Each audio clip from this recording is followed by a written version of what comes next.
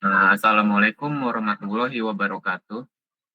Kami dari kelompok sistem interaksi ingin mempresentasikan tentang tahapan UCD sistem login mahasiswa yang telah kami buat laporannya. Jadi di sini kelompok kami beranggotakan saya Faiz Ahmad Nadif dengan NPM 235705012. Kemudian dilanjutkan dengan M. Hafiz Adam dengan NPM 23170511015. Kemudian Komarul Hidayat dengan NPM 23170511029 dan Akbar Tri Utama dengan NPM 23170511069.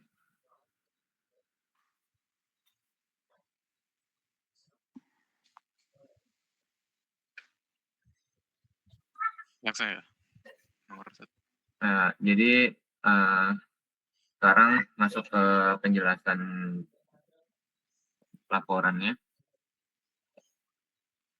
Jadi di bagian pertama itu ada yang namanya user research atau penelitian pengguna. Jadi tujuan dari user research ini sendiri yaitu memahami kebutuhan, karakteristik, dan hambatan mahasiswa baru saat menggunakan sistem login. Jadi yang dilakukan di sini itu kayak identifikasi pengguna utama, misalnya mahasiswa baru usianya dari 17 sampai 22 tahun dengan beragam tingkat literasi digital. Metode yang dipakai itu yang pertama itu kuesioner online untuk mengumpulkan preferensi. Contoh, lebih nyaman login menggunakan NPM atau email, kendala lupa password, dan perangkat yang sering digunakan. Kemudian, yang kedua itu observasi alur login di sistem serupa, misalnya portal Siakat. Temuan atau dokumentasi hasilnya, yang pertama itu sebagian besar mahasiswa ingin login dengan NPM dengan password default yang bisa diganti. Banyak mahasiswa menggunakan HP Android untuk akses, jadi sistem harus mobile friendly. Kemudian keluhan umumnya itu berupa aplikasi Siakadu hanya tersedia untuk Android sehingga pengguna tidak bisa menggunakannya. Harapannya itu login cepat, bisa ingat saya, dan ada opsi lupa password. Oke. Kemudian akan dilanjutkan oleh teman saya. Selanjutnya ada perumusan persyaratan. Tujuannya menentukan kebutuhan fungsional dan non-fungsional sistem login berdasarkan hasil penelitian. Apa yang dilakukan? Yang pertama, analisis kebutuhan pengguna. Yang kedua, merumuskan kebutuhan sistem. Dokumentasi hasilnya, kebutuhan fungsional. 1. Mahasiswa login menggunakan NPM plus password. 2. Fitur lupa password melalui email yang terdaftar. 3. Fitur ingat saya agar tidak perlu login berulang kali. Yang terakhir, ada redirect otomatis ke halaman input biodata setelah login berhasil. Kebutuhan non-fungsional ya. 1. Keamanan tinggi. Yang kedua, antarmuka sederhana dan responsif. Yang ketiga, waktu akses cepat. Dan yang terakhir, aksesibilitas dasar. Oke. Lalu di sini nomor 3 yaitu desain konseptual atau conceptual design. Yaitu tujuannya adalah membuat rancangan awal, antarmuka, dan alur login sebelum masuk ke prototyping detail.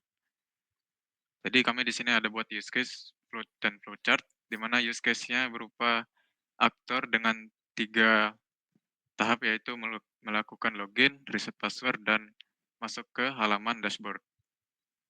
Lalu di flowchart-nya ada beberapa tahap, mulai dari membuka halaman login, melakukan login, dan sistem akan cek data apakah password dan username itu valid. Jika valid, maka user masuk ke halaman dashboard, dan jika tidak valid, maka menampilkan error, lalu lupa password, reset password, dan login ulang. Balik ke halaman login. Di sini juga ada wireframe-nya yang kami buat di Figma. Wireframe sederhana yang low-fi. Di sini ada student login. Lalu ada sign in-nya di sini, membuat akun. Dan jika ada error seperti ini halaman. ada notisnya. Lalu nomor 4 yaitu prototyping. Tahap prototyping bertujuan untuk membuat representasi visual sistem login mahasiswa yang dapat diuji dan dievaluasi sebelum implementasi final. Prototipe ini memungkinkan tim pengembang dan pengguna untuk melihat, merasakan, serta memberikan umpan balik terhadap desain antarmuka secara konkret. Apa saja tools dan metode yang dipakai? Figma dipilih karena mendukung kolaborasi real-time ya, desain responsif untuk mobile, dan pembuatan prototipe interaktif langsung di browser. Dan juga iteratif prototyping, yaitu metode yang digunakan adalah iteratif prototyping dimulai dari wireframe sederhana hingga prototype interaktif berfidelity tinggi di Figma. Dan fitur-fitur prototipenya ada 4, yaitu input field untuk username dan password, fitur lupa password, pesan error yang informatif, dan fitur ingat saya atau remember me. Dan redirect otomatis ke halaman input biodata. Dan yang kelima, pengujian dan evaluasi. Tahap ini Lalu bertujuan nomor 5 akan dijelaskan oleh Akbar.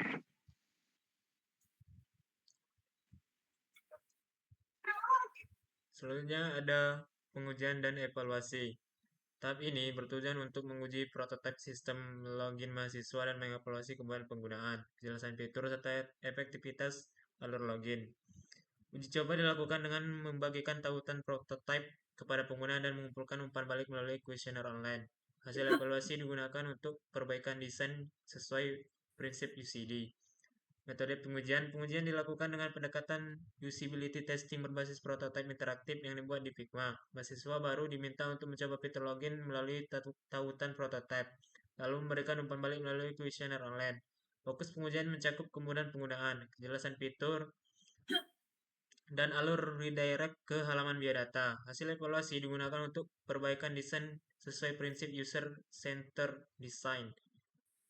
Tujuan evaluasi. Yang pertama, menilai apakah fitur login mudah dipahami dan digunakan oleh mahasiswa baru. Yang kedua, mengidentifikasi bagian yang membingungkan atau perlu perbaikan. Yang ketiga, mengumpulkan saran langsung dari pengguna untuk iterasi desain berikutnya. Toolsnya, yang pertama ada Figma, digunakan untuk membuat wireframe dan prototipe interaktif sistem login mahasiswa. Yang kedua ada Google Form, digunakan untuk menyebarkan kuesioner dan mengumpulkan umpan balik pengguna. Yang ketiga, smartphone dan laptop, media utama pengujian prototipe sesuai dengan perangkat yang umum digunakan oleh mahasiswa baru. Hasil sementara, berdasarkan pengujian awal terhadap prototipe login mahasiswa, berikut adalah temuan sementara dari 6 pernyataan yang diajukan. Yang pertama, kemudahan login. Mayoritas responden menilai proses login cukup jelas dan mudah digunakan. 2. Fitur lupa password. Sebagian besar pengguna dapat menemukan fitur ini dengan mudah, meskipun ada saran agar tampilnya lebih menonjol. Yang ketiga, fitur ingat saya. Fitur ini dinilai membantu oleh sebagian besar pengguna, namun beberapa menyarankan agar ada indikator visual check saat fitur aktif. Yang keempat, redirect ke halaman biodata. Semua responden menyatakan diarahkan dengan jelas ke halaman biodata setelah login. Yang kelima, bagian yang membingungkan. Berdasarkan hasil pengujian, terdapat beberapa bagian dari prototipe yang dirasa membingungkan oleh pengguna. Yang pertama, ada notifikasi error kurang spesifik. Kedua, fitur ingat saya yang tidak dijelaskan. Ketiga, redirect tanpa konfirmasi. Yang keenam, saran pengembangan. Berdasarkan hasil evaluasi pengguna terhadap prototipe sistem login mahasiswa, berikut adalah beberapa saran pengembangan untuk meningkatkan pengalaman pengguna. Yang pertama, perjelas notifikasi kesalahan login. Tambahkan pesan error yang lebih spesifik seperti NPM tidak ditemukan atau password salah, agar pengguna dapat segera memahami dan memperbaiki input yang keliru. Yang kedua, berikan penjelasan singkat untuk fitur ingat saya. Tambahkan tooltip atau teks kecil di bawah checkbox ingat saya untuk menjelaskan bahwa fitur ini menyimpan sesi login di perangkat yang sama agar tidak perlu login ulang. Dan yang terakhir, tambahkan konfirmasi login berhasil. Sebelum redirect ke halaman biodata, tampilkan pesan singkat seperti login berhasil. Anda akan diarahkan untuk menghindari kebingungan dan memberi kepastian kepada pengguna.